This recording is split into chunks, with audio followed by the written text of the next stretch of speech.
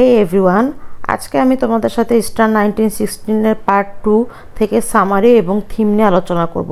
Star 1916 background কি সে ব্যাপারে আলোচনা করেছিলাম। তো চলো আলোচনা শুরু করা যাক। Here's a summary of W.B. Yeats' poem Star 1916. Star 1916 is W.B. Yeats' powerful reflection on the star rising.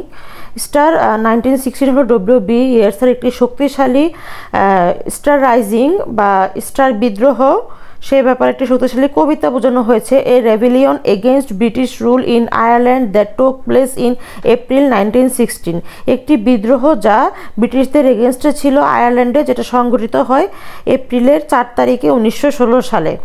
Yeats explores how ordinary people, those the once saw and unremarkable and even mocked, were transformed into national heroes through their sacrifice.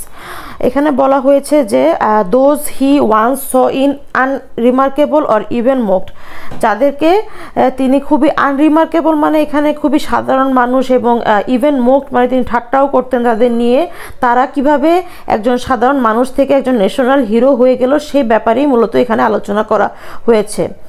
The poem is divided into 4 স্ট্যাঞ্জাস, পয়েন্টটি চারটা স্ট্যাঞ্জায় বা চারটা স্তবকে ভাগ করা এবং follows a journey of emotional and philosophical reflection, এবং এটা একটা জার্নি বা এটা একটা যাত্রা যেখানে আমরা ইমোশনাল আবেগী এবং ফিলোসফিক্যাল দার্শনিক কিছু রিফ্লেকশন পেয়ে থাকি। তো আমি আবার প্রথম থেকে আরেকটু বলি যে স্টার 1916 W.B. Yeats-এর একটি পাওয়ারফুল কবিতা, যেখানে স্টার রাইজিং বা ব্রিটিশদের বিরুদ্ধে যে আন্দোলন করা হয়েছিল আয়ারল্যান্ডে সেই আন্দোলনের সম্পর্কে এই কবিতাটি মূলত লিখেছেন। এবং তিনি এটাও খুব অবাক হয়ে বলেন যে যারা আনরিমার্কেবল এবং ইভেন মোক ঠাট্টা করতেন এরকম মানুষ ছিল, তাদেরকে নিয়ে তিনি ঠাট্টা করতেন, সেসব মানুষও কিভাবে হিরোতে পরিণত হয়ে তাদের স্যাক্রিফাইস করে দেশের জন্য সেটি মূলত আলোচনা করা হয়েছে। এবং এই স্ট্যান্ডায় চারটা পার্টের শুরু করছি আমরা। In the beginning Yeats describe how to see the rebels in daily life and thought little of them, just regular people with polite meaningless word. ওই একই কথা বলা হয়েছে যে Yeats বর্ণনা করতেন যে কিভাবে Yeats এখানে বর্ণনা করেছেন যে কিভাবে তিনি রেবেলদের বিদ্রোহীদের প্রথম জীবনে তারা যখন প্রথম একজন সাধারণ মানুষ হিসেবে ছিল তাদেরকে তিনি কিভাবে ট্রিট করতেন, just a regular people with polite meaningless ওয়ার্ডের মাধ্যমে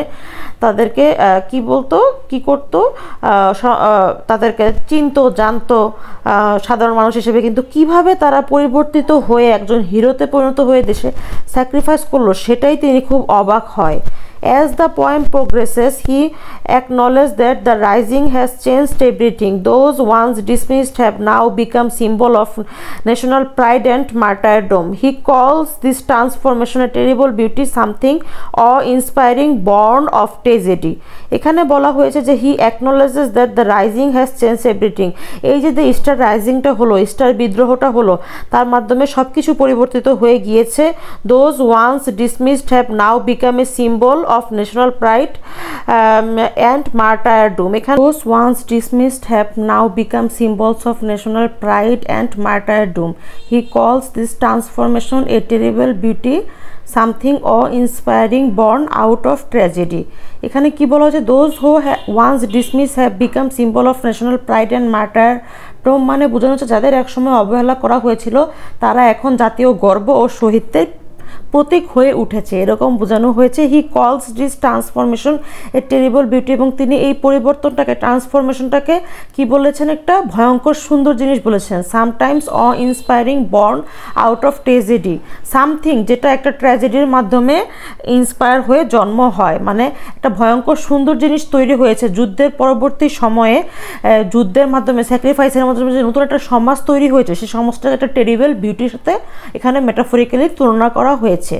Yeats reflect on individual rebel like Patrick Pearse, Thomas MacDonagh and Count Marquis Veitch.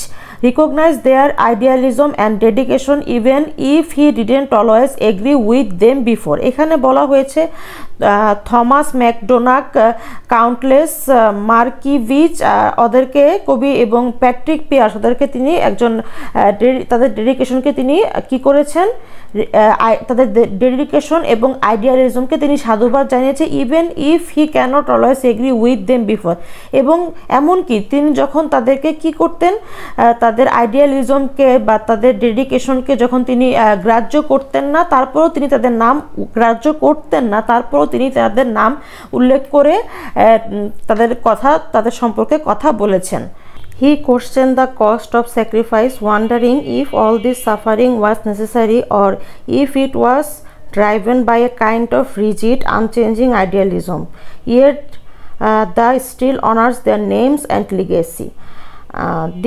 তিনি আত্মত্যাগের মূল্য দিয়ে প্রশ্ন তোলেন, সমস্ত কষ্ট কি সত্যিই প্রয়োজনীয় ছিল, নাকি এটি ছিল এক ধরনের কঠোর অপরিবর্তনীয় আদর্শবাদের ফল? তবুও তিনি তাদের নাম এবং উত্তরাধিকারের প্রতি শ্রদ্ধা জানান। এখানে মূলত বলা হয়েছে এই যে আমরা এত সাফারিংস করলাম, এটা কি আমাদের জীবনের জন্য খুবই দরকার ছিল, মানে তাদের জীবনের জন্য খুবই দরকার ছিল কি, এটা কি তাদের আদর্শবাদের বা তাদের কঠোর পরিশ্রমের ব্যাপারে ছিল, কি ছিল ব্যাপারটা? তার সব কিছু প্রশ্ন তোলার পরেও তিনি আবার উত্তরে বলেন যে তিনি তাদের নাম এবং উত্তরাধিকারের প্রতি শ্রদ্ধা জানিয়েছেন। The ancient years commemorates the death, suggesting that though they have died, their sacrifice has been become eternal, shaping Ireland's destiny. এখানে বলা হয়েছে যে তাদের স্যাক্রিফাইস, যারা স্যাক্রিফাইস করেছেন, নিজের জীবনকে উৎসর্গ করেছেন দেশের জন্য, তারা একজন ইটার্নাল ইটার্নাল থাকবে, অসীম থাকবে, অনন্ত সময়ের জন্য তাদের কথা সবাই মনে করবে। শেপিং আয়ারল্যান্ড ডেস্টিনি, এবং আয়ারল্যান্ডের ভবিষ্যতে তাদের খেলে খুব গুরুত্বপূর্ণ একটি গঠন দিবে, একটি গঠনমূলক ব্যাপার তৈরি হবে। Theme: sacrifice, transformation, nationalism, memory and the conflict between violence and idealism. তাহলে মূলত ভায়োলেন্স এবং আইডিয়ালিজম হলো আদর্শবাদ। সমাজ পরিবর্তনের ব্যাপারে যারা সবসময় পজিটিভ থাকে তাদেরকে বলা হয় আদর্শবাদ বা আইডিয়ালিজম। তো তিনি এই ভায়োলেন্স এবং আইডিয়ালিজমের ক্ষেত্রে কি ছিল, sacrifice, transformation, nationalism, memory and the conflict between idealism and violence, এগুলোই ছিল এই কবিতার থিম। তো আজকের মতো এই পর্যন্তই। সবাই ভালো থাকবে, সুস্থ থাকবে। কে কোন টপিকে ভিডিও চাও অবশ্যই কমেন্ট করে জানাবে, এবং আমার চ্যানেলটি, আমার পেজটি ফলো দিতে ভুলবে না। আমার চ্যানেলের নাম হলো লার্ন উইথ প্যাশন এবং আমার পেজের নাম হলো পোয়েটিক পেপারস। টাটা।